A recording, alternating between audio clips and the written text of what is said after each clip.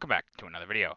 Last time we left off with the Bunker Hill honors its dead, talking about the survivors from the USS Bunker Hill, honoring those who were lost. We're now on to Re-Education begins in Germany, May 1945, changing their minds. Civilians of Beckham, Germany look at a display of pictures showing atrocities committed by Nazis. This is part of the program for showing the Germans the error of their ways. Note the smirk on the man at the left and the smiles of the small children. In addition to poster displays, civilians were made to view moving pictures depicting Nazi atrocities. Yeah, it's not surprising you would try something like this. Now, does it work? Maybe yes and no. You could say it does have an effect on people, of course, but some people, it'll just make them entrenched in their ideas as well. It's kind of a give and take. Some people it'll work on, some people it won't. There's no like guarantee about it, but it's at least a good idea because some of these people, most of these people didn't even know what was really going on. You know, they were told one thing and then they're led to believe that thing, and then when they find out the truth, they get horrified about what happened. But, you know, they just didn't know. And how could they have known? A Jap bomber writes Finney. May 12th, 1945. Skywriting. Attacking a United States Navy task force off Kyushu, this Japanese bomber scored a miss with its bomb load and then was itself caught in the deadly fire of the task force. Bursting into flames, the stricken bomber traces a smoky path across the sky before plunging into the ocean below. In the lower right corner of the photograph is a battleship of the Iowa class.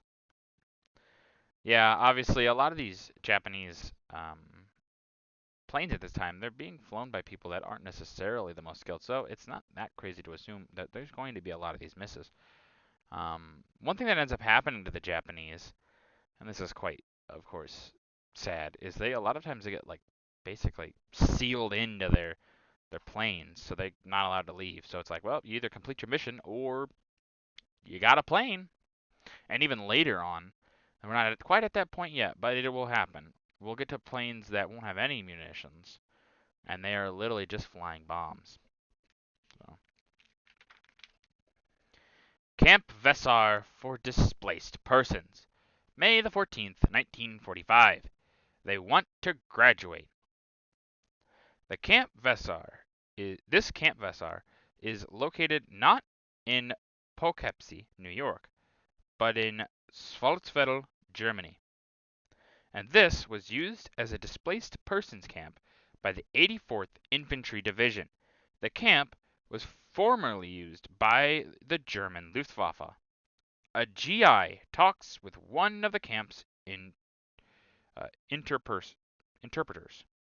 Various displaced nationalities in Germany were a major problem confronting the Allies. Yeah, which, you know, makes sense. The Germans put a lot of people in these camps that they were executing. And so you're going to have a lot of different languages, a lot of different versions of languages, things like that. So you're going to need people like this, especially when you have some American soldier who's never heard a lick of German and is trying to help, and then you have all these other languages that it's like I don't understand, but you gotta have some interpreters. German U-boat surrenders to U.S. Navy. May the 14th, 1945. Prowling ends.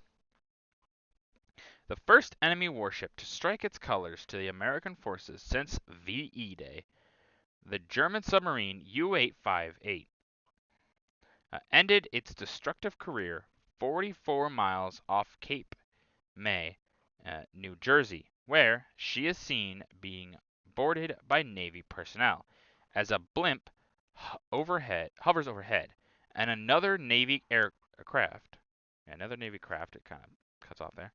Stands by at the right.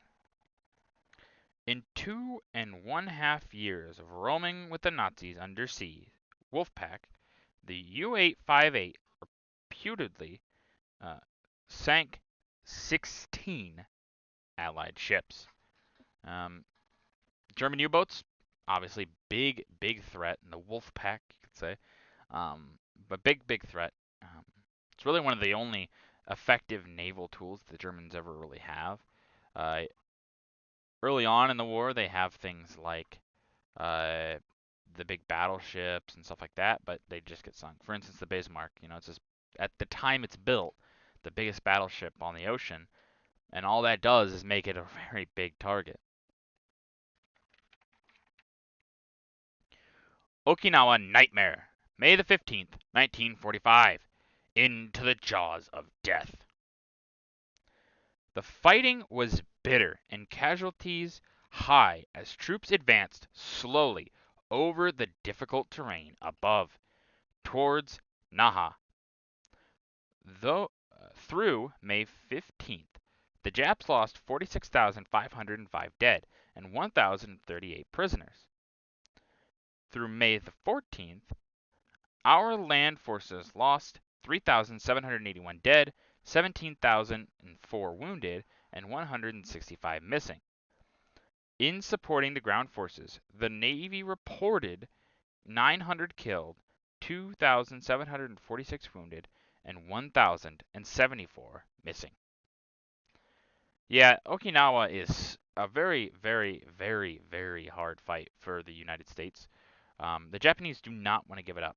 Once you're getting closer to these mainland islands, and this is considered kind of a mainland island, they do not want to give it up because it's home. If you give up home, well, that's it. So they're going to fight tooth and nail. And I mean, just look at the numbers. Like they said, the Japanese lost 46,000 troops. That is not a small number. That is a astronomical number to be losing, especially at this point in the war for the Japanese when they're fighting on so many different fronts. They cannot be losing that many men. And it's just really, it's awful. B-29s dropped their eggs on Honshu. May 1945.